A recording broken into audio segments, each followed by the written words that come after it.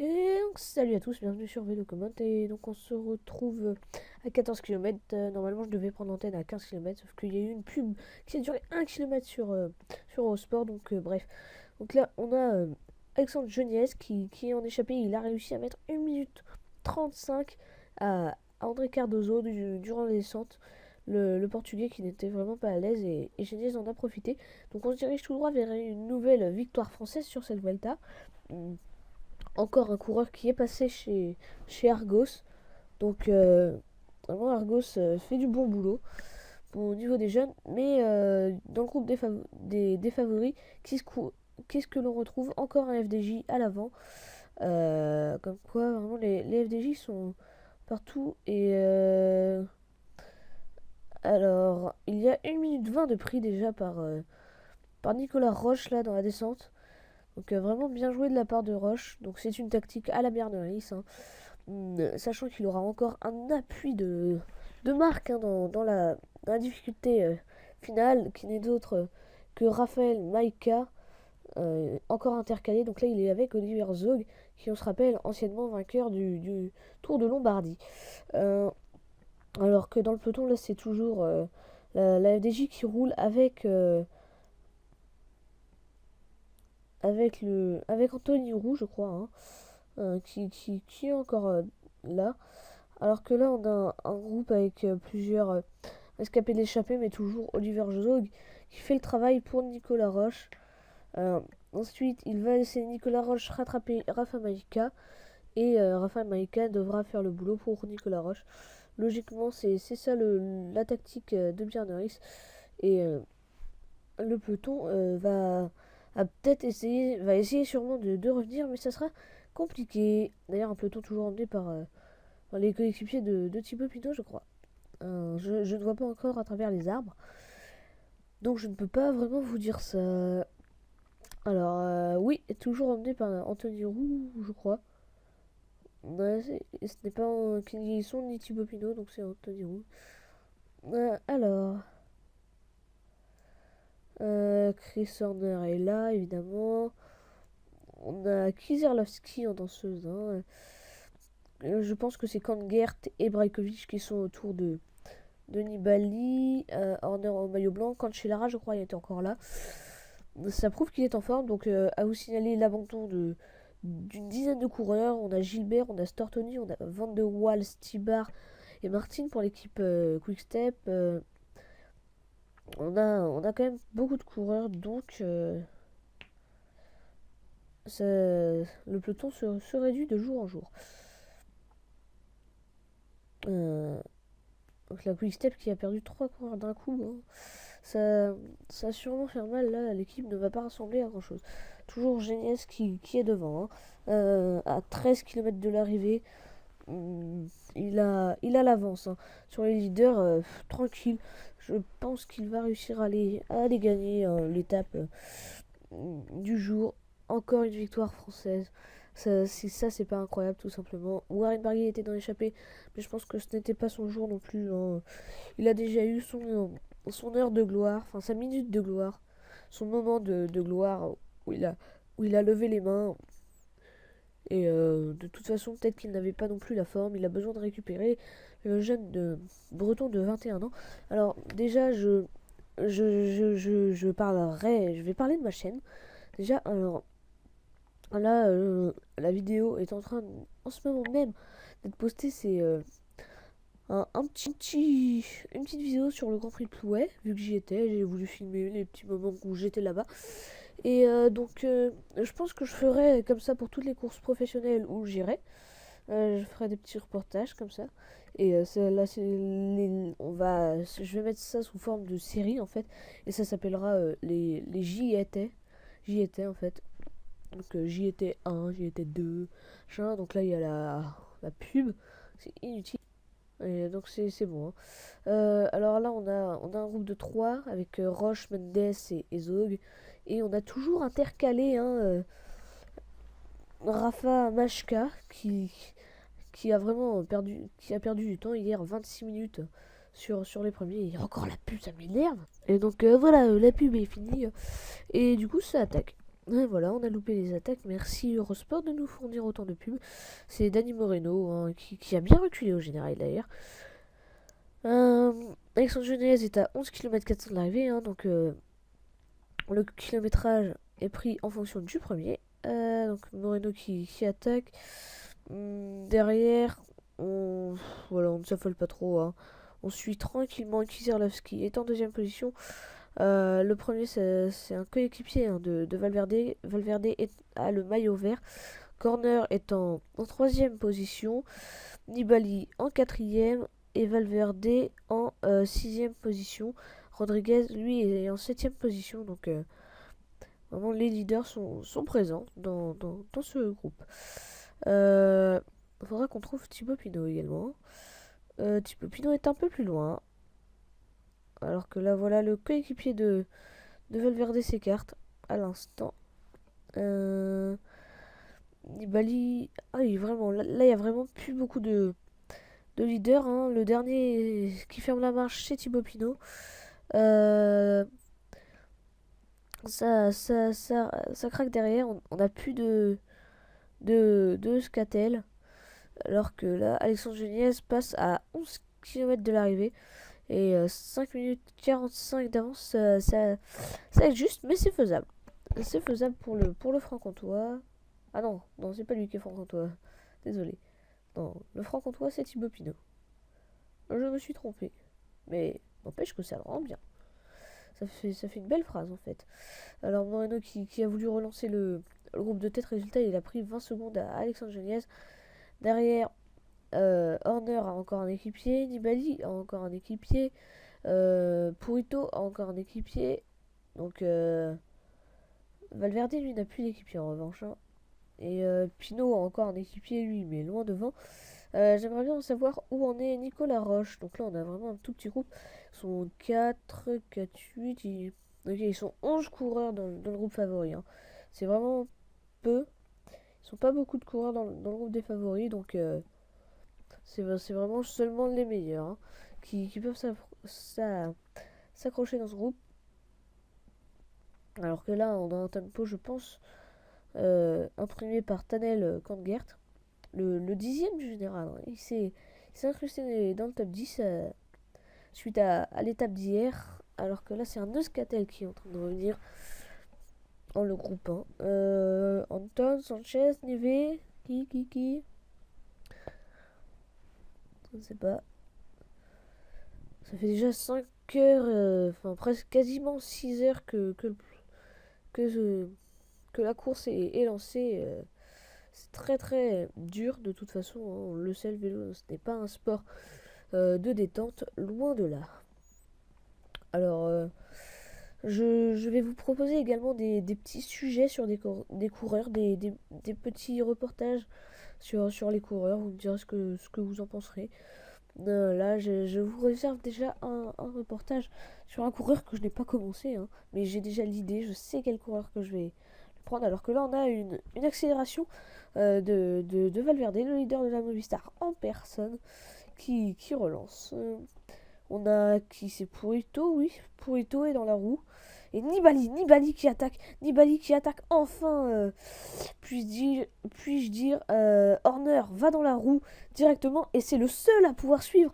On a vraiment les deux costauds, Horner et Nibali. Pinot n'est pas dedans. Vraiment, c'est les deux seuls qui font la différence. Derrière, c'est Uran, je crois. Hein, parce que Enao, ça m'étonnerait.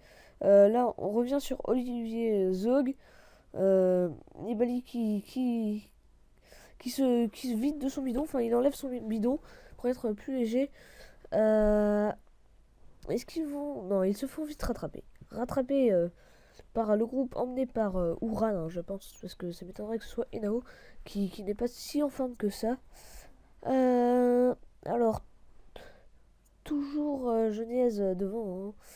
Ça n'a pas encore changé et ça ne changera pas, je pense. Donc là, on a carrément eu le droit à une attaque de Rigoberto Urán, enfin un Colombien de la Sky, on va dire. Parce que j'ai pas envie de me tromper là, ça m'énerve. À chaque fois, je me trompe sur les coureurs. Pourquoi il faut deux leaders dans une équipe? Autant en prendre un. Hein. C'est plus facile pour moi. Ouais, c'est Urán qui a perdu du temps, hein, 27ème. Et suite à l'étape d'hier. Donc le Colombien là qui tente de, de fausser compagnie au groupe des leaders, mais il n'y arrive pas. Alors que là, il est en train de revenir sur Mendes, je crois. Je crois que c'était Mendes.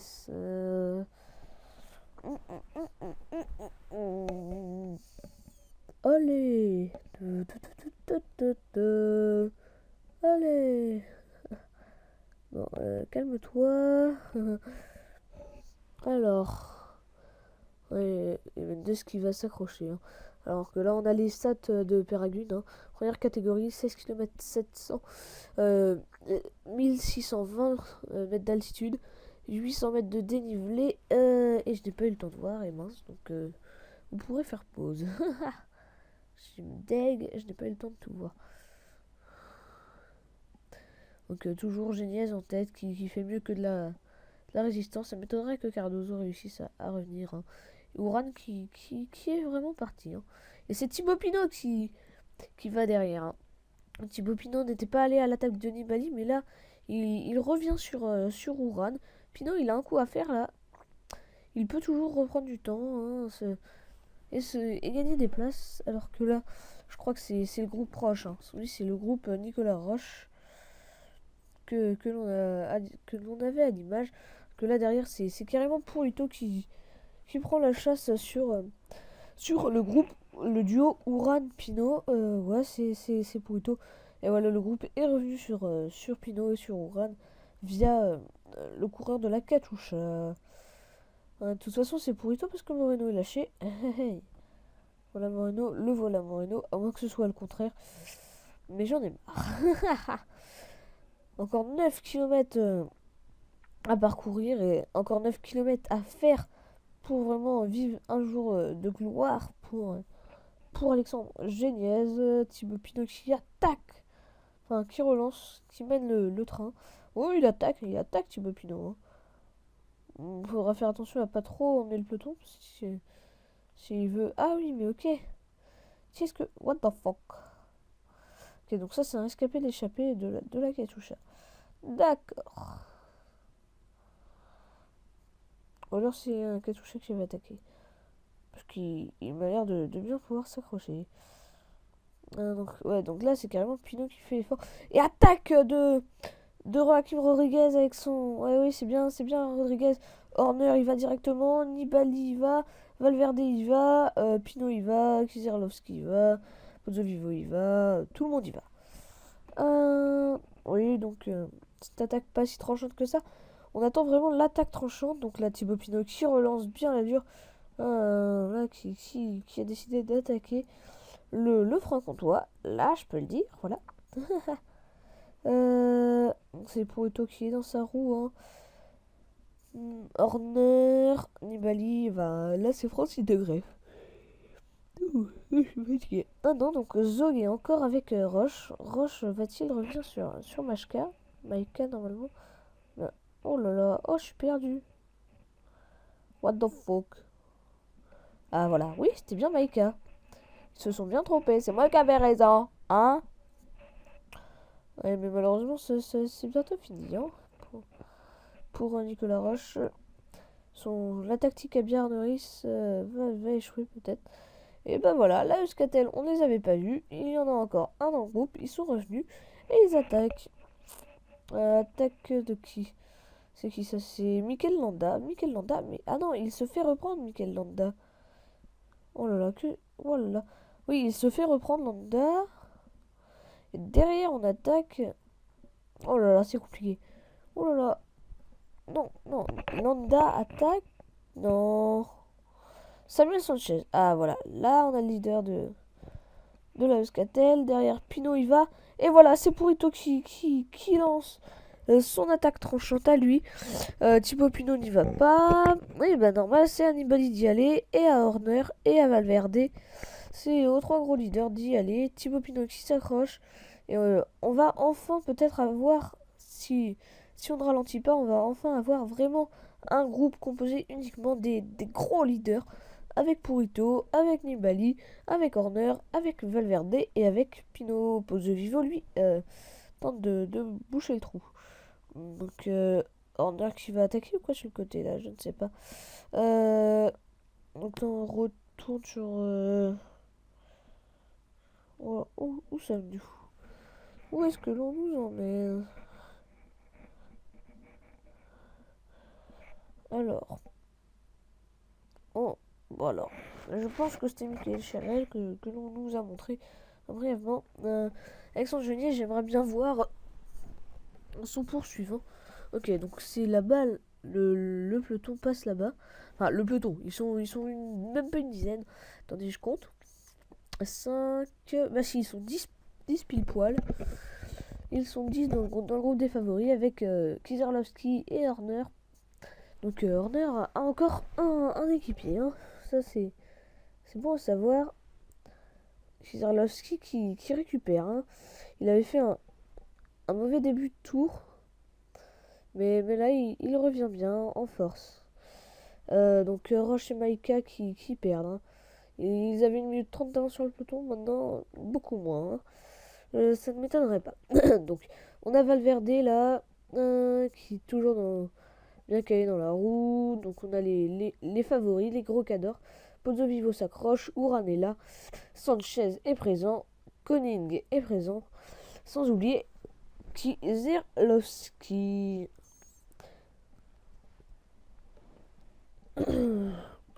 Seulement du top 10 absent, enfin à mon avis il doit y en avoir d'autres absents, mais c'est Nicolas Roche et il est un peu plus devant. Donc voilà, là on va pouvoir prendre le chronomètre au 9 km, à 9 km de l'arrivée. 1, 2, 3. Attaque de Thibaut Pinot. Encore une attaque du front comtois et personne ne décide d'y aller. Hein. Michael Chérel, là je crois, va se reprendre. Donc il va y avoir une trentaine de secondes, même pas. Donc sur Pinot, il va y avoir quoi, 25 secondes, 26 sur Thibaut Pinot. Et sur le groupe Nibali, c'est 30 secondes. Ouais, les 30 secondes y sont. Donc Chérel se fait rattraper. Et Pozzo Vivo vient attaquer, je crois. Si je ne me trompe pas. Si je ne m'abuse.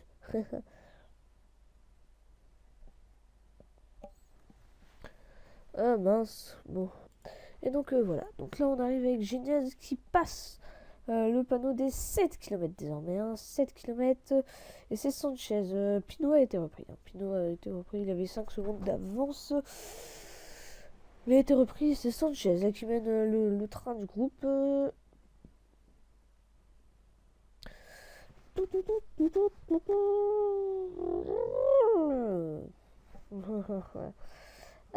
Alors. Là, on a toujours Geniez en tête. Roche et Maïka qui sont encore un peu devant le peloton. Attendez, je vais faire. Donc voilà. Alors j'ai loupé quand même 300 à 400 mètres. Donc il y a quoi, une vingtaine de secondes désormais entre Roche et le groupe des leaders. Donc c'est fini pour la technique Bjarne. Il aura encore échoué. Les favoris étaient trop forts. Alors que là c'est Kizerlovski qui va emmener son leader. Il prépare le terrain. Le Slovaque, je crois. Ouais, c'est Slovaque ou Slovène. Attends, non, il est slovène. Oui, c'est le Slovène. Et là, le maillot de champion de Slovénie, parce que le maillot de champion de Slovaquie, c'est un certain Peter Sagan qui l'a. Donc, ça ne peut pas être Kizerlovski. À moins qu'il y ait deux champions de Slovaquie. Attends, ce qui m'étonnerait. Donc, 93 km/h quand même pour Thibaut Pinot, 91. C'est quand même assez incroyable. Hein. Quand on va à cette vitesse, on a des frissons dans les jambes. Hein. Perso, moi je vais à quoi, dans les descentes, je peux, au maximum, je vais à quoi, 65, 70, 80, plus de 80, c'est incroyable quand même. Alors là, c'est qui? C'est Arroyo et Scarponi ou quoi? Je crois. Hein.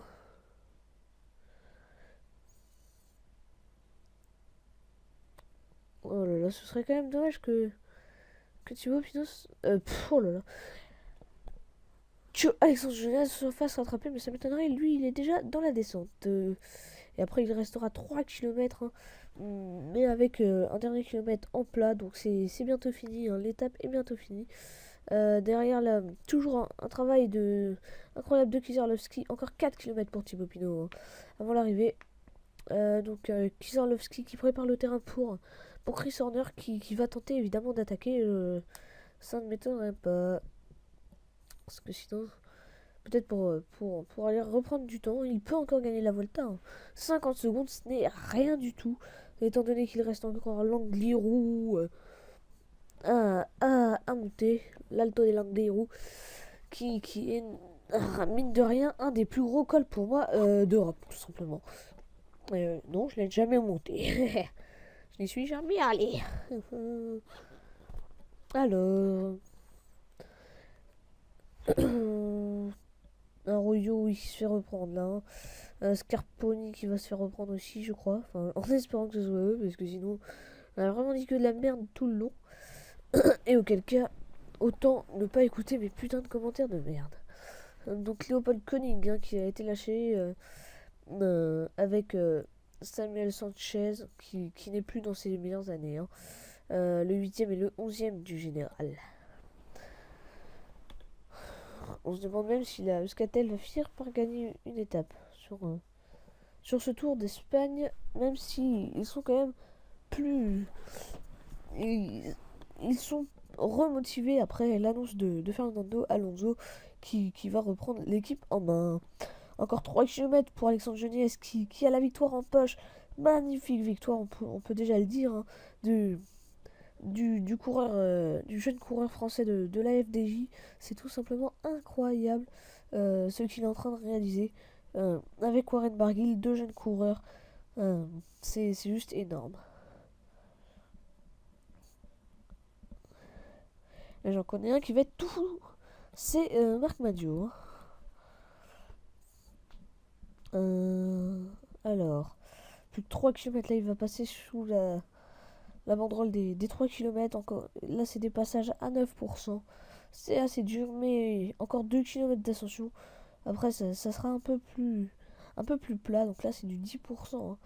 C'est pas rien du tout. Il faut le savoir, hein. Rien que. Attendez, je baille. Rien que du 8%, c'est difficile. Alors, imaginez les murs que les pros ont à escalader, hein, quand il s'agit de 30%. Avec Ward, et certains sont obligés de mettre pied à terre. Donc Thibaut Pinot est là. On a juste les leaders, hein. Ils sont 8 dans ce groupe. Et devant Roche, tiens encore. Donc là, on arrive dans la petite descente avant de, de grimper de monter la dernière petite côte, si je puis dire comme ça, avant de monter la dernière petite côte. Donc c'est un peu repos avant de vraiment subir les grosses attaques, je pense. J'espère que l'on va avoir les attaques vraiment des grosses attaques, hein, tranchantes, pas comme celles que l'on a eues pour l'instant, parce que franchement c'était pas grand chose. Thibaut Pinot un peu lâché, on le sait, dans les descentes c'est son point faible, mais il ne faut pas que cette petite descente lui coupe les jambes, sinon là ce serait mal barré pour lui. Mais c'est sûr que on veut pas des petites attaques comme l'on a eu là, on veut des grosses attaques, on veut des attaques tranchantes de la part de tous les gros leaders, et non des attaques dans les descentes, hein. Même si c'est spectaculaire quand même. Là, la moto qui est axée sur Thibaut Pinot, car elle doit rester derrière le groupe. Donc encore 2 km 500 à parcourir pour Alexandre Joliès, qui va certainement signer là sa plus belle victoire, hein, professionnelle. Donc un camp indien, c'est assez incroyable, impressionnant, insolite, voilà, j'ai trouvé le mot. Assez insolite. Donc Thibaut Pinot, lui, va va se contenter de rester au chaud, tandis que son coéquipier, Alexandre Geniez, va sûrement vivre son jour le plus important de sa vie. Il va remporter cette étape reine, même si ce n'est pas la plus dure, hein, mais c'est un peu une... Avec l'Angliru et l'étape d'hier, c'est l'étape la plus dure. Alors que Sanchez qui était lâché, là enfin on a une attaque tranchante. Derrière Kizerlovski essaie de ramener le groupe, mais il ne peut pas forcément. Enfin les attaques tranchantes commencent. Le peloton avait un peu ralenti son rythme et Sanchez directement en a profité. Il est revenu dans la descente et directement il n'a pas fait de cadeau. Il n'a pas pris le temps de vraiment bien récupérer. Il y est allé en gros costaud, hein, en costaud là.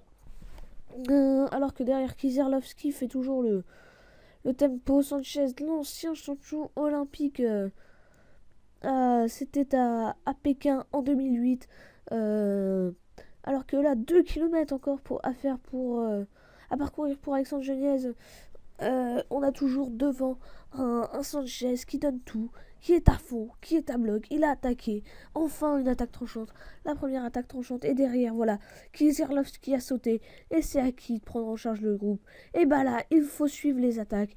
Il faut tout simplement contrer les attaques. On a eu Sanchez. Et là, qui attaque? C'est Purito en personne qui vient porter une estocade.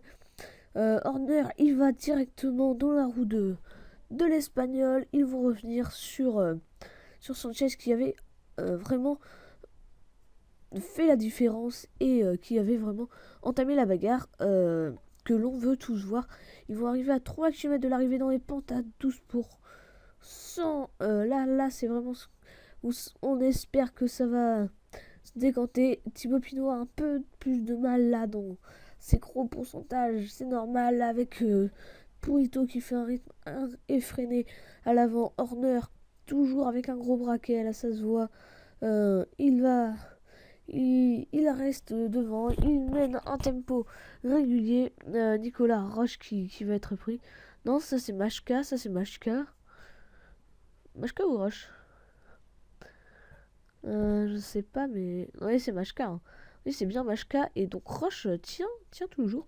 Encore 1 km 500 pour Alexandre Geniez. Faut qu'il se dépêche quand même, hein. Non, ça va aller, ça va aller, ça va aller.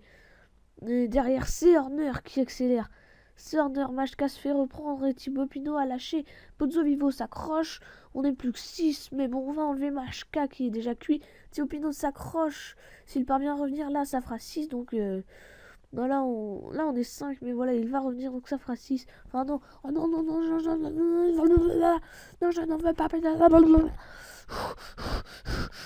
Je vais poser, on se retrouvera tout de suite. Et voilà, croyez-moi que ça m'a autant fait chier que vous. Et non, Thibaut Pinot n'est pas rentré finalement.